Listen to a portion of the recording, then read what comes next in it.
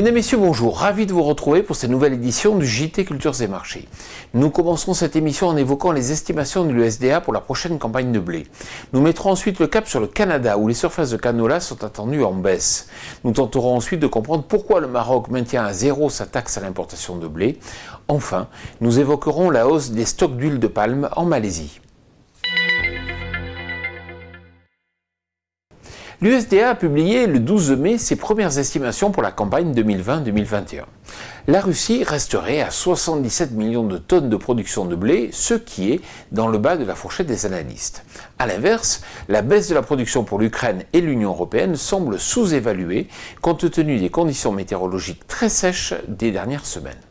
Les incertitudes concernant la nouvelle récolte de blé sont donc toujours présentes et les prévisions de l'USDA devraient être affinées dans les prochains rapports avec un impact plus que probable sur les cours.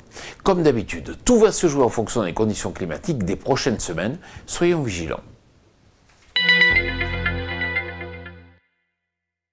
StatCan a publié le 7 mai dernier ses estimations de surface de canola pour la campagne 2020-2021 au Canada.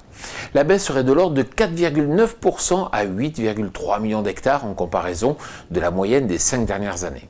Ces estimations sont très en dessous des attentes des analystes. Si elles se confirment sur le terrain, il s'agirait des plus faibles surfaces enregistrées depuis 2013. En effet, les cours du canola à Winnipeg ont été peu motivants car peu porteurs à cause de la réduction des achats par la Chine. Comme le Canada est le premier producteur mondial de canola, cela tend bien évidemment les perspectives à l'échelle mondiale. C'est confirmé, le Maroc prolonge le maintien de ses droits de douane à l'importation de blé à zéro jusqu'au 31 décembre 2020. Cela à cause de la sécheresse qui a frappé le Maroc cet hiver. Le volume de blé récolté est en nette baisse avec un niveau de stock très bas.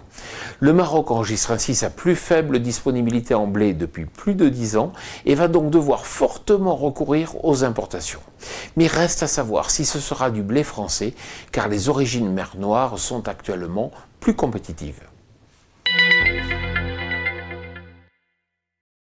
2,05 millions de tonnes, ce sont les stocks d'huile de palme en Malaisie au mois d'avril, selon les estimations du MPOB.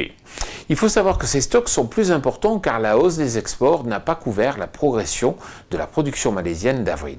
Le marché reste lourd pour l'huile de palme, même si le déconfinement de certains pays pourrait engendrer une reprise progressive de la demande.